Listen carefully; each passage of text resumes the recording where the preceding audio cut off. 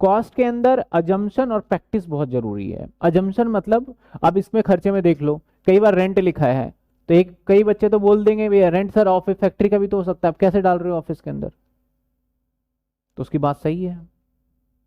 तो हमें कुछ अजम्पशन लेना पड़ता है और उसके लिए स्पेशली नोट डालना पड़ता है। आप किताब भी देखोगे ना, जो भी पढ़ोगे उसके नीचे नोट मेंशन होता है कि हमने इसको ये अज्यूम किया है। तो बेस्ट वे होता है, जिसके भी आउट ऑफ मार्क्स आए ना, जो पढ़ रहे थे मेरे पास पहले बच्चे, उनसे मैंने एक ही बात पूछा कि भैया ऐसे आपने कैसे लिखा पेपर, कैसे प्रेजेंट किया, तो उनका कहना था कि हर चीज का ना जो हमें लग रहा था ना, हमने हर किसी का नोट दिया। बड़ी सीधी सी बात है।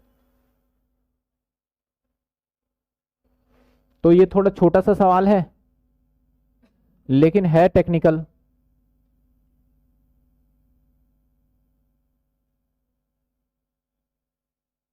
ये वाली तो कॉलम बनाते ही नहीं, छोड़ो हटाओ, कभी कभी जरूरत पड़ती है वैसे, लेकिन अभी नहीं बना रहे। अरे हम्म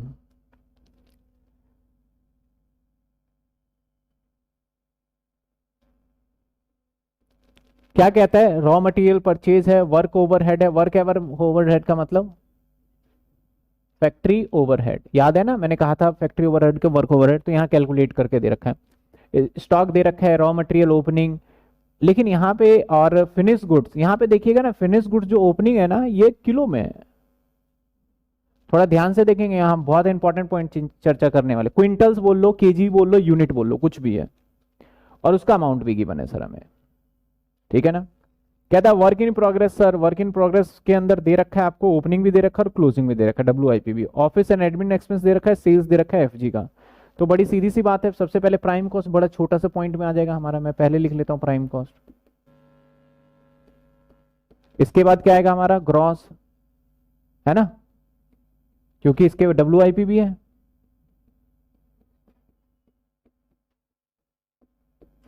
इसके बाद क्या आएगा, नेट फैक्ट्री।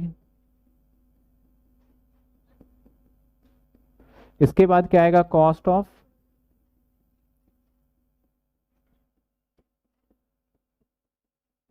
इसके बाद क्या आएगा, कॉस्ट ऑफ,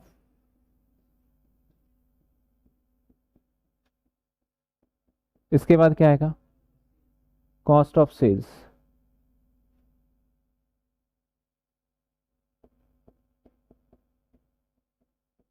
और लास्ट में, थोड़ा छोटा कर दिया मैंने, लास्ट में लिख लेंगे हम सेल्स।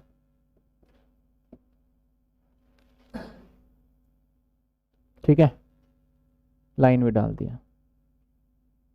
ये 6 पॉइंट याद और इसके बीच में होने वाले ट्रांजैक्शन याद, तो चैप्टर में कोई जान नहीं है। ये लो, इसको भी कलरफुल कर देते हैं थोड़ा।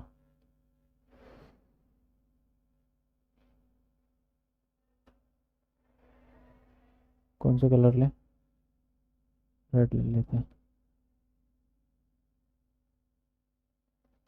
छोटा सवाल है इसलिए थोड़ा सा कर देते हैं ताकि आपको याद रहे।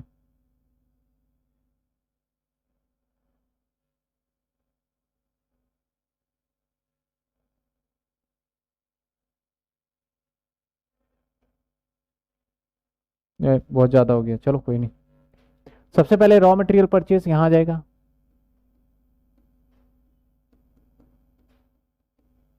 ऊपर क्या लिखेंगे, कॉस्ट शीट फॉर्मेट मैंने पहले पूरा डिटेल में दिया हुआ है, ठीक है ना। इसके बाद क्या है, वर्क ओवरहेड यहां आ जाएगा, कितने रुपए का है, 20,000। इसके बाद रॉ मटेरियल है ओपनिंग प्लस, कितने का है, 4,000, बस छोड़ देते हैं। इसके बाद कहता है FG ओपनिंग, तो सर FG की बात करें तो इनके बीच का दूरी है कॉस्ट ऑफ प्रोडक्शन और इसका, तो यहाँ प्लस हो जाता है ओपनिंग स्टॉक और माइनस हो जाता है सर क्लोजिंग स्टॉक। तो ओपनिंग स्टॉक बोलता है सर 800 क्विंटल है, और रेट का नहीं बताया इसने, बट ये बता दिया 3200 का है। ठीक है सर, अब क्लोजिंग देखेंगे क्या बनता है हमारा। वर्क इन प्रोग्रेस का ओपनिंग और क्लोजिंग भी है, वो इसके बीच की कहानी है, तो प्लस ओपनिंग और माइनस क्लोजिंग, सर क्या, WIP। इसको हटा ही देते हैं, ये बड़ा परेशान कर रहा है मेरे को, हटाओ। ठीक है, चलो।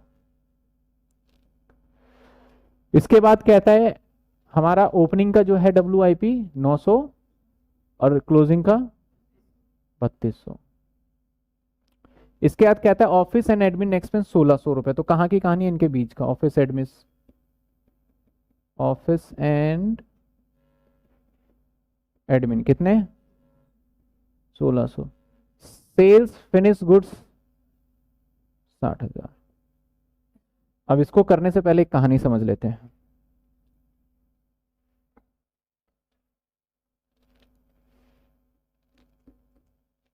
इंपॉर्टेंट पॉइंट है, जिसको ये वाली बात समझ में आ गई ना, अब वाली जो मैं समझाने वाला हूं, समझो चैप्टर, उसके लिए कुछ नहीं बचा फिर चैप्टर के अंदर, ऐसा कुछ नहीं बचा, लास्ट पॉइंट ही बचता ही है।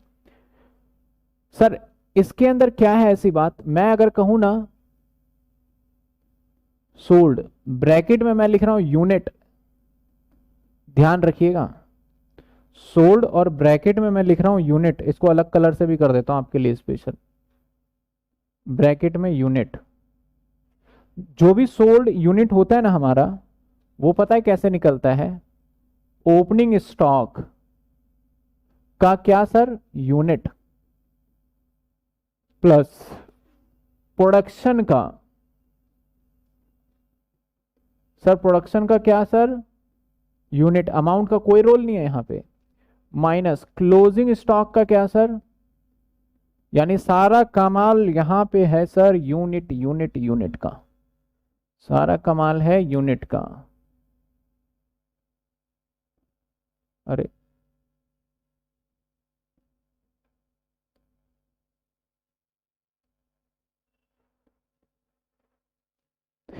अब है क्या कहानी ये? मैं केजी की बात करता हूं। मान लो मैं 50 किलो चीनी खरीद के लाता हूं, मैं 50 किलो चीनी खरीद रहा हूं, तो दैट इज परचेज। अगर मैंने बना बनाया खरीदा तो दैट इज प्रोडक्शन, यही प्रोडक्शन है, ठीक है। और मेरे पास शुरू में 10 किलो पड़ा था, तो आप मुझे एक जवाब दीजिए, बड़ी सीधी सी बात कहता हूं, मेरे पास टोटल कितना पड़ा हुआ है? यानी टोटल सर 60 किलो आपके पास चीनी है जिसे आप बेचने के लिए अवेलेबल है। यानी शुरू में 10 किलो थे, 50 खरीद लिए, टोटल कितने पड़े हुए हैं हमारे पास? टोटल पड़ा हुआ है हमारे पास 60 किलो। अगर मैं बोलूं मेरे पास ना 25 किलो बचा हुआ है, बचा हुआ है, अगर मैं बोलूं मेरे पास 25 किलो बचा हुआ है, तो अल्टीमेटली आपने सोल्ड कितना किया ये पता चल जाएगा। क्योंकि 60 किलो में अगर आपने 25 बचा लिए तो 35 मैंने खा थोड़ी लिए होंगे, बेच दिए मैंने। तो ये बन गया हमारा एक चेन। अब इसके अंदर आपसे कुछ भी निकलवाया जाए, बड़ी सीधी सी बात है, अगर आपको ओपनिंग स्टॉक पता हो, परचेज पता हो और क्लोजिंग स्टॉक पता हो तो आप सेल्स निकाल सकते हैं। अब सेल्स को ध्यान से नीचे से पढ़िएगा। सेल्स में आपने क्या करा सर? सेल्स के अंदर मैं बीच के पॉइंट्स को हटाने वाला हूं, मैं बीच के पॉइंट्स को हटा रहा हूं, इसे भी हटा देते हैं। यही पड़ा हुआ है सर, ये क्या था हमारा? इसको प्रोडक्शन मान लेते हैं, प्रोडक्शन है ये क्या है सर? ओपनिंग स्टॉक है। ये सर क्या है? क्लोजिंग स्टॉक, बचा हुआ मतलब क्लोजिंग स्टॉक। अब देखिए सेल्स कैसे आया? सेल्स को निकालने के लिए आपने ओपनिंग स्टॉक पहले लिया 10 किलो, है ना, फिर उसमें जोड़ा आपने प्रोडक्शन कितने, और फिर उसमें घटाया आपने कितने? 25, तभी तो जाके बना आपका ये। तो इसी बिहाफ पे हमने क्या बनाया सर? एक छोटा सा एक फॉर्मूला बना लिया है। मैंने बोला कॉस्ट ऑफ प्रोडक्शन,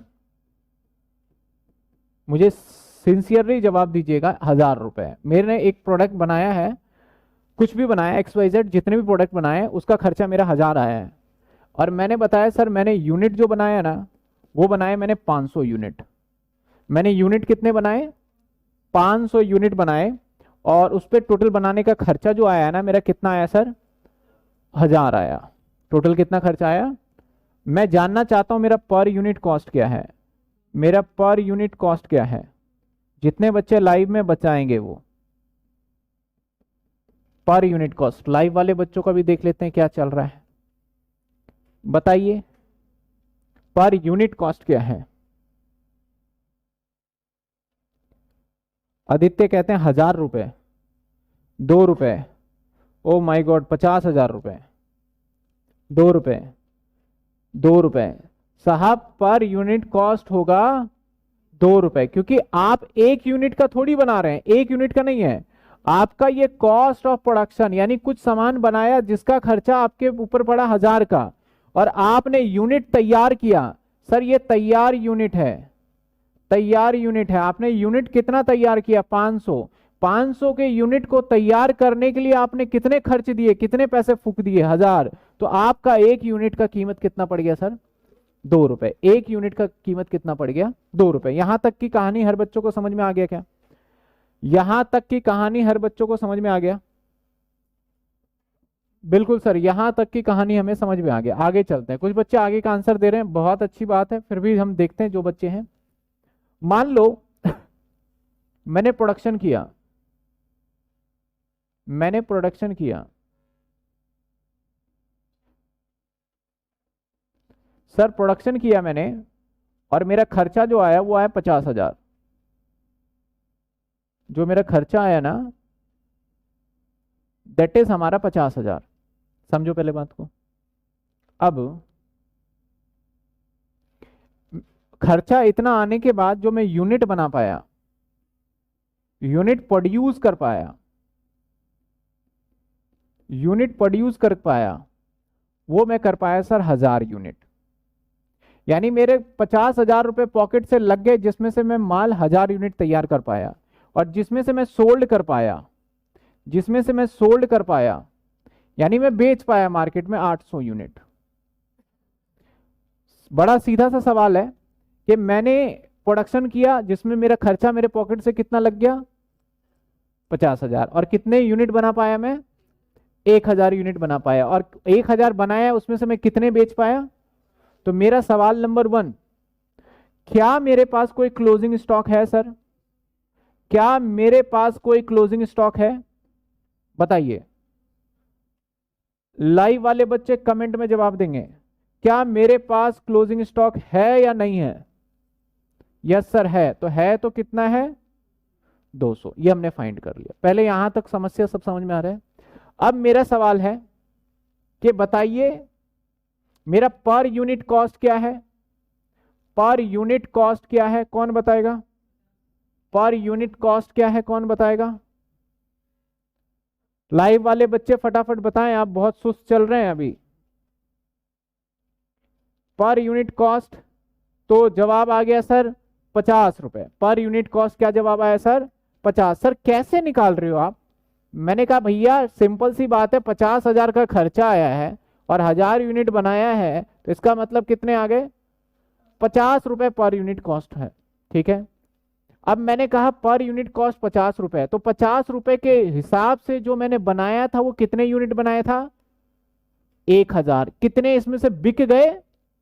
800। तो जो ये 200 यूनिट बचे हैं वो किस में से बचे होंगे? इसी में से बचे होंगे।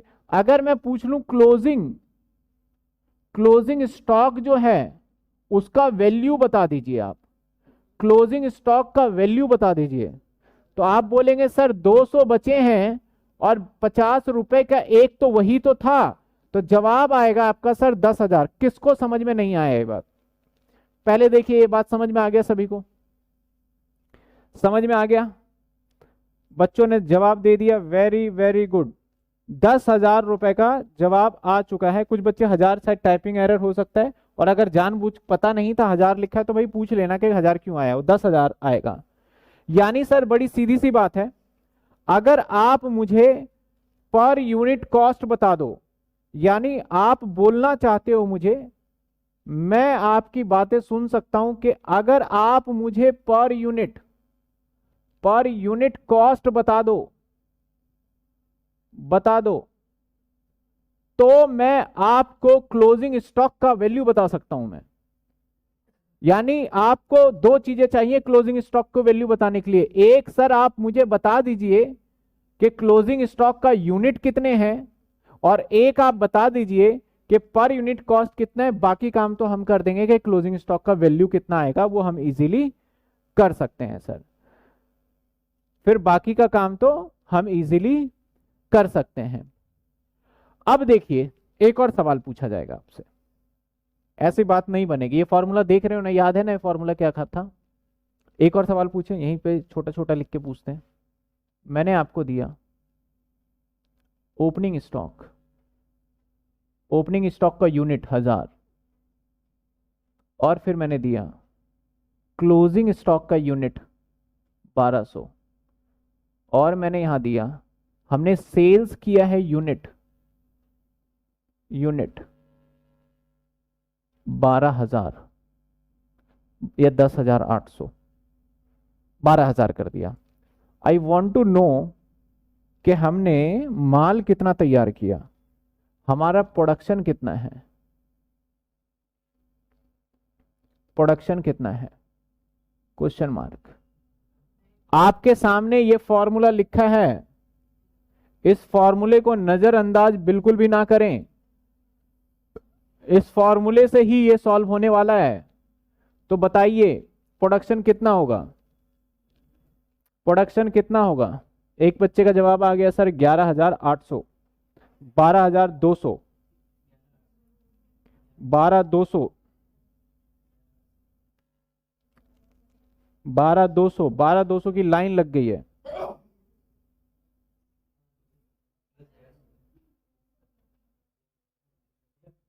तो सर सही जवाब मुझे भी नहीं पता, चेक कर लेते हैं, इसी को कंटिन्यू करते हैं। सेल्स की जगह पे सर सेल्स का यूनिट रख दो 12,000 इजिकल टू, ओपनिंग के जगह पे ओपनिंग का लिख दो 1000, प्रोडक्शन के जगह पे एक्स रख लेते हैं, और माइनस क्लोजिंग के जगह पे क्लोजिंग 1200। तो सर ये वाला और ये वाला हो गया माइनस प्लस करके 200, और 200 हुआ माइनस का, और इसको इधर उठा के लाएंगे तो क्या हो जाएगा 12,000। तो जो जिन बच्चों का 12,200 आया उनका जवाब एकदम करेक्ट था, एकदम करेक्ट था उनका जवाब। ठीक है, एक और सवाल पूछ ले आपसे, एक और सवाल पूछ लेते हैं। Sir opening stock 4,000, closing stock 6,000, sales 30,000, production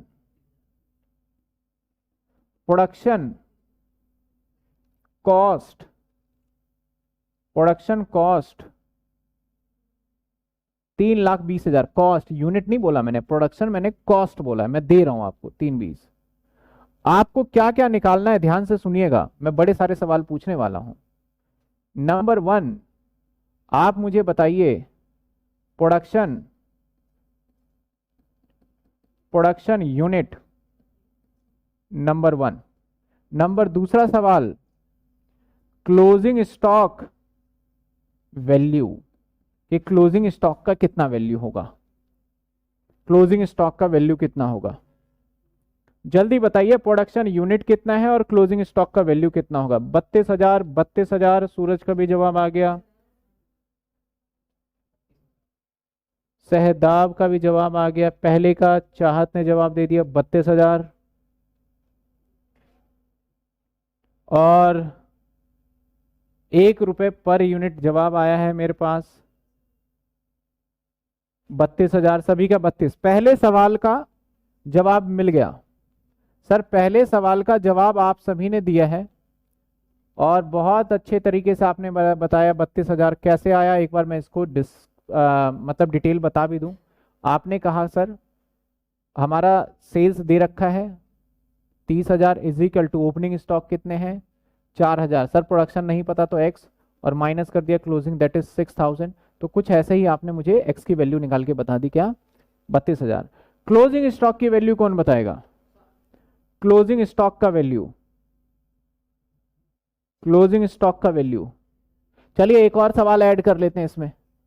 number 3, per unit cost, per unit cost, per unit cost क्या आएगा? क्योंकि जब तक पर यूनिट कॉस्ट नहीं निकालोगे क्लोजिंग स्टॉक नहीं बता सकते। बच्चों ने बता दिया सर, क्लोजिंग स्टॉक ही बता दिया। पर यूनिट कॉस्ट कितना आ रहा है 10 रुपए का, पर यूनिट कॉस्ट 10 रुपए का है और क्लोजिंग स्टॉक 6 का है, तो वेरी वेरी सिंपल, काफी बच्चों ने जवाब दे दिया 60,000। इसका मतलब सर हमें अब आप क्लोजिंग स्टॉक की वैल्यू मत दो, बस हमें बता दो प्रोडक्शन की यूनिट कितनी है और हमें बता दो प्रोडक्शन की कॉस्ट कितनी है, क्लोजिंग स्टॉक की आप फाइंड करके निकाल सकते हो। सीधी सी बात है। पिछले सवाल में आ जाइए, पिछले सवाल में आ जाते हैं अब हम। सर पिछले सवाल की कहानी देखिए, पिछले सवाल की कहानी देखिए सर। क्या कहता है, हम आपको ओपनिंग स्टॉक बता रहे हैं, हम आपको ओपनिंग स्टॉक बता रहे हैं और साथ के साथ कहता है एडवर्टीजमेंट का जो भी एक्सपेंसेस वगैरह हुआ है वो 40 पैसे पर यूनिट सोल्ड हुआ है और during the month 12,800 quintal community were produce. यानी सर क्वेश्चन ने आपको प्रोड्यूस दे दिया, कितने दे दिए, 12,800 दे दिया। क्वेश्चन ने सेल्स बता दिया in the terms of amount, question ने सेल्स बता दिया इन टर्म्स ऑफ अमाउंट। यहां पे हेयर आपको सेल्स कितने यूनिट किया है क्या बताया सवाल ने, सेल्स कितने यूनिट किया है नहीं बताया। तो बड़ी सीधी सी बात है सर, ओपनिंग स्टॉक कितना था, ओपनिंग स्टॉक कितना था सर 800 यूनिट, प्रोडक्शन कितना किया 12,000, टोटल कितने हो गए 13,600। अगर कोई क्लोजिंग स्टॉक, आप देखो आपको सेल्स का यूनिट अगर मैं बता दूं, लेट्स फॉर एग्जांपल मैं सेल्स का यूनिट बता देता हूं कि मैंने सेल्स यूनिट किया है, सपोज करो मैं बोलता हूं 13,000। अगर मैं बता दूं सेल्स का यूनिट 13,000 है तो झट से आप क्लोजिंग स्टॉक बता सकते हो। ठीक है, बता सकते हो या नहीं बता सकते, बता सकते हो। अगर मैं सेल्स का यूनिट ना दूं तो भैया क्लोजिंग स्टॉक बताना इम्पॉसिबल है। तो अब यहां पे क्या माने हम, ऐसे सिचुएशन में मानेंगे कि जितने बने उतने बिक गए। यानी सेल्स पता है कितने यूनिट है, एग्जामिनर ने चालाकी से बताया नहीं, तो सेल्स पता है कितने यूनिट होंगे 13,600। तो क्या मुझे यहां पे क्लोजिंग स्टॉक कुछ मिलने वाला है या नहीं है, नहीं मिलेगा, ये होने वाला है जीरो। आने वाले सवाल में आपको क्लोजिंग स्टॉक के तरीके जो सीखा है ना कॉन्सेप्ट वो आएगा भी, अभी अप्लाई करके देखेंगे हम। तो पहले ये बताइए ये समझ में आया कि नहीं आया, यहां क्लोजिंग स्टॉक जीरो होगा, पहले इस बात का जवाब दो, क्लोजिंग स्टॉक क्या रहने वाला है हमारा, जीरो रहने वाला है। हर किसी को क्लियर है कि सर यहां पे क्लोजिंग स्टॉक जीरो होगा, और इसके लिए आप स्पेशली क्या दोगे, नोट दोगे, we assume that there all stock, यानी अमाउंट डाल दोगे जितना 13,600, ऑल यूनिट या all quintal of stock will be sold. ठीक है सर, अब बोलता है कि सर 40 पैसे का खर्चा आएगा एक क्विंटल बेचने में। तो सर बड़ी सीधी सी बात है, एक क्विंटल बेचने में सेलिंग एक्सपेंस आ रहा है आपका 40 पैसे का, तो अब तो कहानी आसान हो गई ना, आपने कितने यूनिट बेचा ये पता चल गया, कितने यूनिट बेचे, अब मल्टीप्लाई कर दीजिए, 5,440 आ गया, कहानी अब पूरा हमारा फिल हो चुका है। कोई दिक्कत, अब फटाफट से कुछ नहीं करना सर, बस 28,000 टोटलिंग के लिए मैं अलग कलर ले लेता हूं, और उससे हो जाएगा 28 और ये हो जाएगा हमारा 48,000। एक बार इसको माइनस करिएगा, 32 में से 900 गए तो कितने बचे, 960 है, हाँ 22,40, इसको माइनस कर दीजिए 48,000 में से,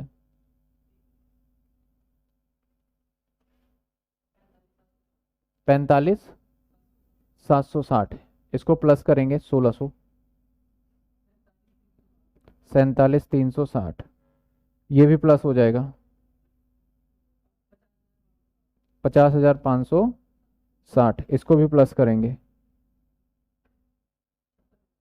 56,000, और आपको निकल गया बीच में कहानी 4,000 का। तो ये सवाल भी हमने डन कर लिया। इस सवाल में क्या सीखने को मिला सर, इस सवाल में सीखने को मिला कई बार आपको सेलिंग एंड डिस्ट्रीब्यूशन का पॉइंट में दे सकता है खर्चा, तो लेकिन आपको सेलिंग एंड सेल्स आपने कितने यूनिट करा पता नहीं चलेगा, तो एक अजम्पशन लेके हम करेंगे। ठीक है सर, क्लियर है ये पॉइंट, और सवाल देखें, चलिए और सवाल देखते हैं, कौन सा देखना है हमें ये भी चेक कर लेते हैं, ये भी सवाल देखेंगे। क्वेश्चन में मजे की बात है प्राइम कॉस्ट दे दिया जो निकालते हैं, ठीक है, कहानी यहां थोड़ा सा अलग। तो चलिए एक और सवाल देखेंगे।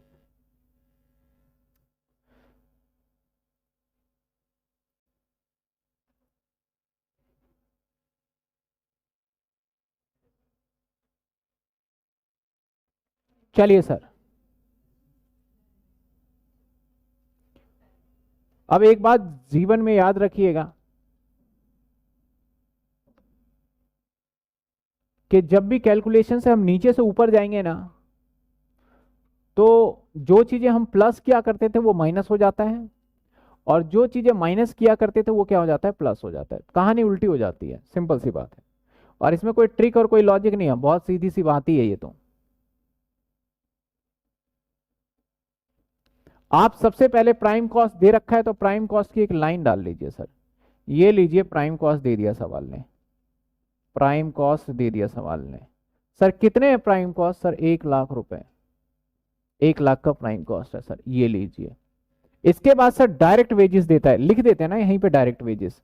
सबसे पहले रॉ मटेरियल, रॉ मटेरियल भी है क्या, एक्सपेंस ऑन परचेज दे रखा है तो परचेज लिखिए, परचेज ले रखा है, कितना है हमारा, अच्छा वो एक्सपेंस है, चलिए एक्सपेंस यहां लिख लेते हैं, ऑन परचेज कितने का है, 5,000 है, 5,000 है, इसको सही से लिख देते हैं।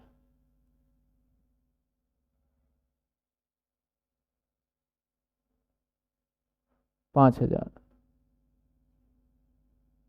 इसके बाद क्या दे रखा है हमें, नहीं मैं ओपनिंग से चल रहा था ना, opening stock plus opening stock minus closing stock 10,000 और 15,000, तो ये आता है हमारा, और वो भी माइनस का। चलिए सर एक्सपेंस भी ले लिया, डायरेक्ट वेजेस यहीं आ जाएगा, डायरेक्ट वेजेस, डायरेक्ट वेजेस कितना है, 50,000। सवाल कहता है compute the raw material purchase, इसका मतलब देखो यहां पे कि सिर्फ और सिर्फ यही मिसिंग है, इस पूरे कहानी में यही मिसिंग है, तो नीचे से ऊपर चले जाते हैं। तो अगर हम इससे ऊपर जाएंगे तो जो प्लस का सिंबल है माइनस होगा, क्योंकि हम नीचे प्लस करते हुए उतरे थे। तो सबसे पहले ये माइनस हो जाएगा 95, और ये माइनस हो जाएगा 45, और ये प्लस हो जाएगा, तो जवाब हमें मिल गया। कितने रुपए आ गए हमारे, 50,000 रुपए आ गए। बच्चों ने जवाब दे भी दिया था ऑलमोस्ट, सर आंसर आया है 50,000 रुपए, बिल्कुल करेक्ट। समझ में आ रहा है? चलिए और भी एक सवाल आपके लिए, ठीक है। मशीन आवर रेट है, प्रोडक्शन है, और ये भी कुछ कुछ आसान आसान सा सवाल है, करते हैं आपके लिए। हाँ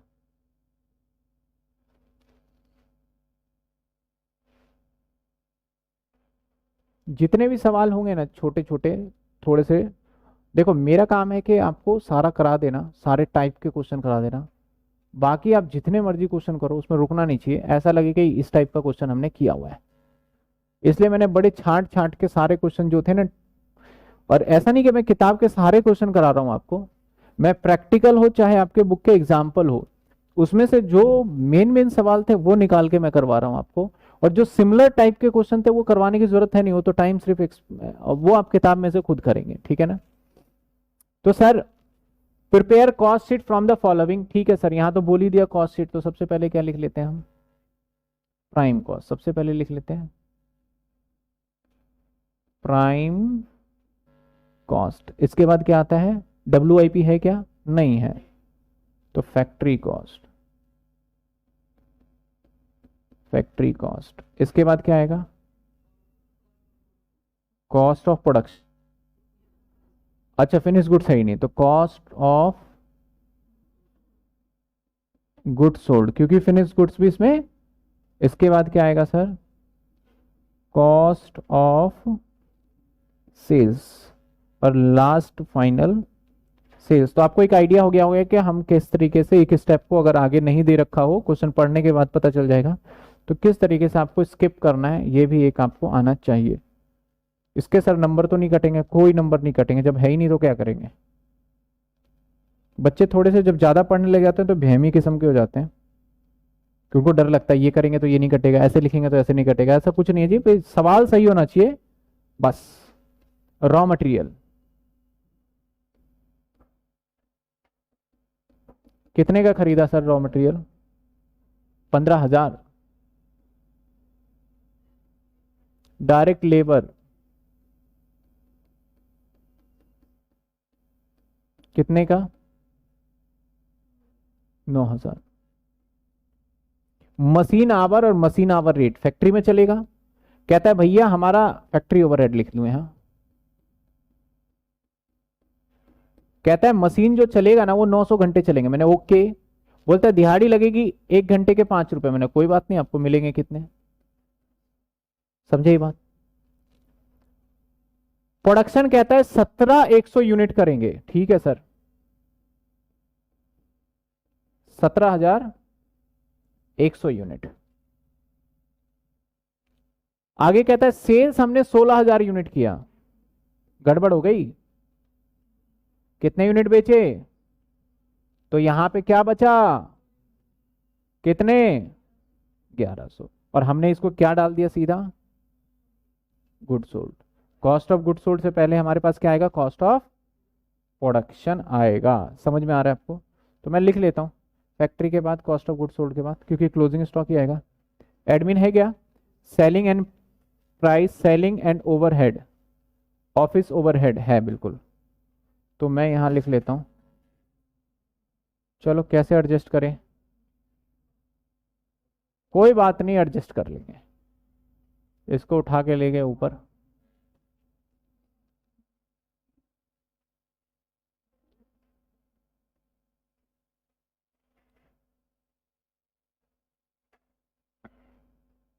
यानी सर यहां पे फैक्ट्री के बाद क्या आता है हमारा? कॉस्ट ऑफ, यानी लास्ट कॉन्सेप्ट करने के बाद कम से कम इतना तो हमें समझ आया है कि भैया क्लोजिंग स्टॉक भी निकाल सकते हैं हम। ठीक है सर। यहां कहता है सर कि सेलिंग एंड ओवरहेड कितना है हमारा? कहता है 20%। सेलिंग ओवरहेड है 20% of work cost. Work cost का मतलब सर फैक्ट्री कॉस्ट का ही एक और नया नाम है।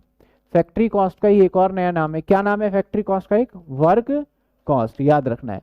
कहता है जितना भी आएगा उसका 20% ये होगा। तो सर पहले ये निकाल लेना। 24 24 और 45,000 गलती से कर दिया है। ये है सर 4500। तो 24 इसमें जोड़ दोगे तो 28। कहता है कि ऑफिस का जो खर्चा है, कहता है जो ऑफिस का जो खर्चा है, ओवरहेड जो है वो इसका 20% है। तो कितना होगा 20%?